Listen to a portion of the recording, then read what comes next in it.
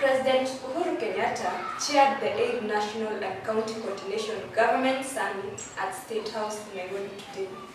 The summit brings together two levels of government, both the national and county levels, to deliberate on ways of enhancing service delivery to Kenyans.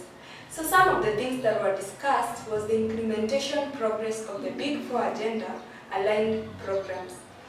And thanking the county governments for the partnership, the President expressed satisfaction with the ongoing rollout of the Big Four agenda programs on universal health coverage, affordable housing, manufacturing and food security as well, citing pending bills that make traders incur losses and corruption as some of the challenges preventing Kenyans from enjoying the maximum benefits of devolution. During our 7th meeting in Sagana in March of last year, a number of issues of critical concern to both our levels of government were deliberated upon, such as the issues of rising wage bill, and I understand we're going to get a presentation today, and the unfavorable labor relations, particularly in the health sector across our two levels of government.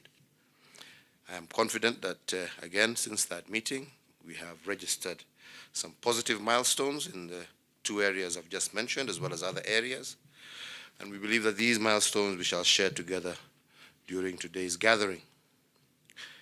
We also note that on the agenda, there is a framework also for the implementation of our Big Four plan between our two, again, levels of government. And we're all looking keenly with interest to learn where we are to date in terms of food and nutrition security, affordable housing, manufacturing, as well as universal health coverage. Ladies and gentlemen, we are all too aware of last year's issues with the cycles of flood and drought that have been experienced in our country. And indeed, some of the worst floods in Kenya's history happened towards the end of last year. So therefore, I'm also glad that one of the issues of highlight today is disaster risk management and the digital platform for relief assistance. There is no doubt that these initiatives will not only in future minimize suffering of our people during floods and other disasters, but also provide resources, savings for other social programs and projects. So, ladies and gentlemen, remarkable gains have been made and recorded across the country as a result of devolution. For instance, as is evident in the various accountability and oversight reports, there has been governance issues also, including corruption and the manner in which we have been managing and utilizing the available resources. There are still unpaid bills lying in accounts office, although the respective goods and services have been delivered by suppliers, some for over a year.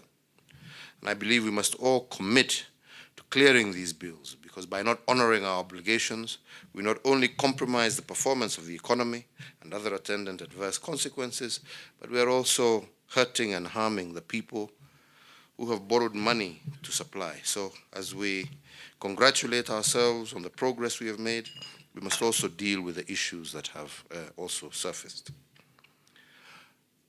Capacity building in key competencies have also been an uphill task in many entities across our two levels of government. And for us, therefore, to overcome these and other challenges, I believe it is imperative that all of us utilize the unique opportunities provided by the summit to exchange information and lessons learned, as well as to make hard decisions. And hard decisions are the decisions that leaders must make, not politicians. Going forward, therefore, and in order to sustain the momentum already gathered, we will continue to explore strategies that will enhance our consultation, coordination, and harmonization in all spheres of our development activities. I believe that this is the key to fast-tracking social, economic, and political development in our country, and indeed achieving the Kenyan Vision 2030, even ahead of time.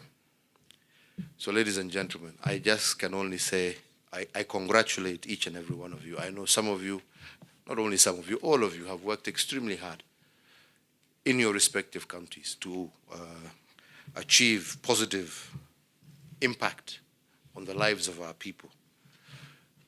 We would all have loved to do more, and we can still do more by correcting some of the issues that I've just mentioned, But I also believe that within the resources that we have had, we can't say that devolution has been a failure. I believe it has been a success.